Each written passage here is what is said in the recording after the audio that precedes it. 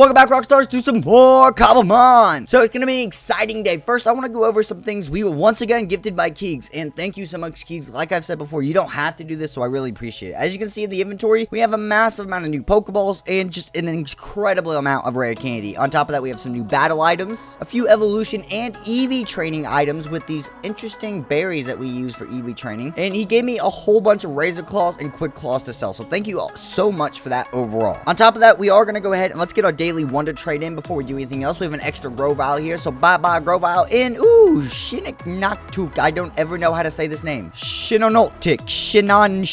I still can't say this name, but it's a Pokemon we don't have, and it's a future wonder trade Pokemon, so I will gladly accept that. Thank you. Now, also, if we look into daycare, we have a couple eggs for both Leafeon and Eevees to be born. At the same time, we also have a Dragonite and Ditto egg, so 2 Dratini eggs. We're doing this so we can get the future Dragonair evolution, which we tried for a couple episodes, and usually something gets on our way. So this is gonna be, it's got a secondary task today is what it is. So once those eggs are hatched, we can just spam, now that we have an abundance of rare candies, the rare candies on him to actually evolve. Anyways, now that we have a bunch of this stuff, I want to see what these Quick Claws and Razor Claws are actually valued at, because I have no in-game money whatsoever. I don't know what you actually use in-game money for. I've seen a couple things. So Razor Claws or Quick Claws sell for 5,000 each. Holy crap, that's an insane amount. Okay, so that alone would have been what, basically 100 grand. So we're probably gonna have like $190,000 by the end of this, depending on the value of Razor Claws, which I don't see in here. They're also in the evolution section, no wonder. So we can sell those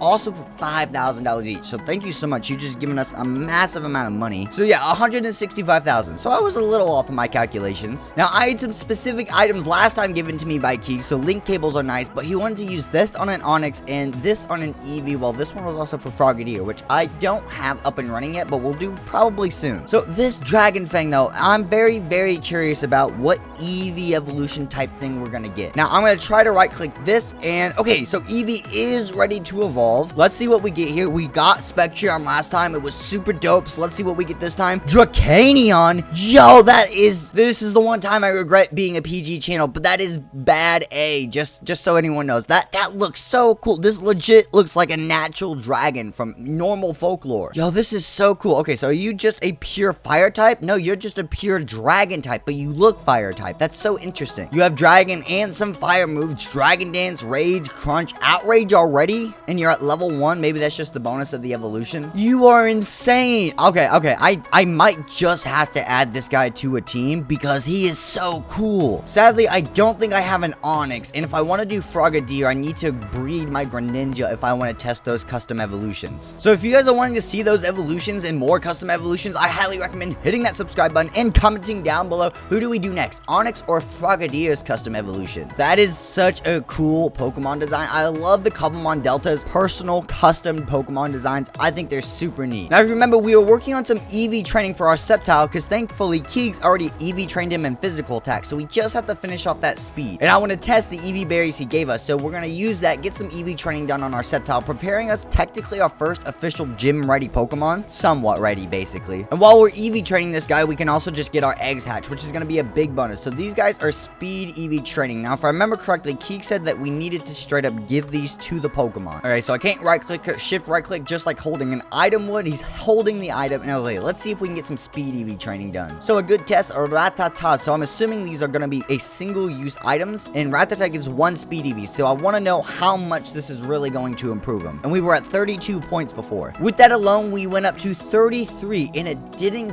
remove the item at all, and it didn't boost the stats, rich for Eevee training overall. So I'm gonna double check to make sure I'm using this correctly. Yeah, along with some items for Eevee training, just make sure your Pokemon hold the berries in battle to gain EVs. Okay, so it does say exactly what we did, so maybe, I don't know, I'm not sure why it wouldn't work, but still, again, there's a whole lot about Cobblemon that I'm very, very new to learning, which is no big deal overall. We can just do a little bit more testing because we're still waiting for that egg to hatch. Ooh, on top of that, I want to make sure, I don't remember the name, I'm gonna put the comment up screen. Someone informed me a lot of information about my good old Aegislash here. So the level 100 perfectly Eevee trained and battle ready Aegislash, this guy that we caught in like episode 2 or 3. Apparently for Cobblemon servers, there's something when a player has a Pokemon out and they leave the server or whatnot, and they actually end up duping their Pokemon into a wild Pokemon. So the Aegislash we caught was actually a dupe of another player's Pokemon that we just happened to be able to catch because they're not always catchable. So first of all, thank you so much for that information. I really appreciate it, and I'm very, very sorry I don't remember your username right now. Come here, little Pidgey. I need you for some Eevee testing and training testing. Come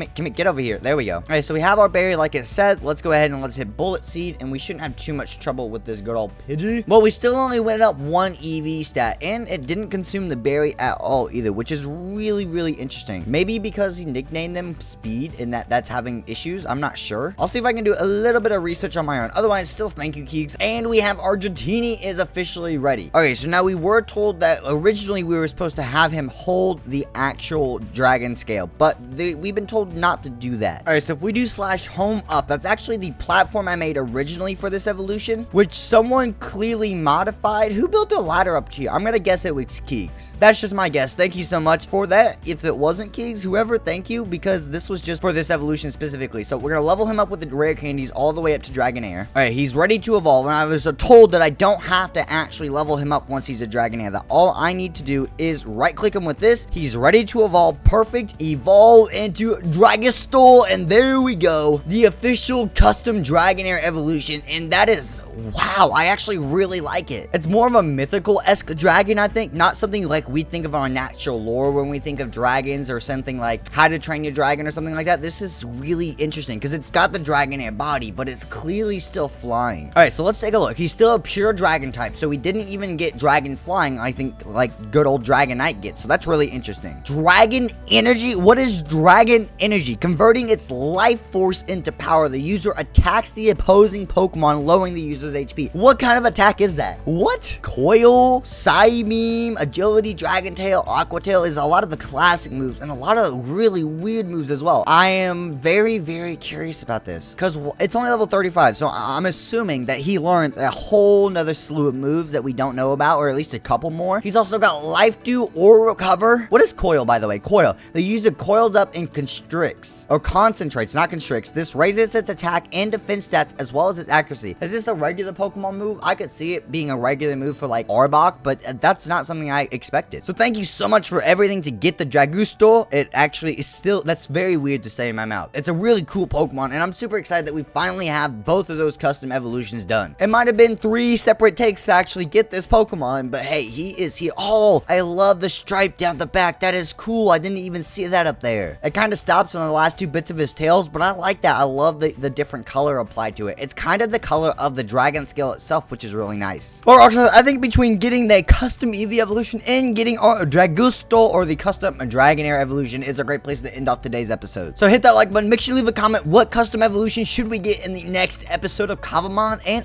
make sure you hit that subscribe button as well. I'll see you guys all next time, Rockstars. Peace, peace.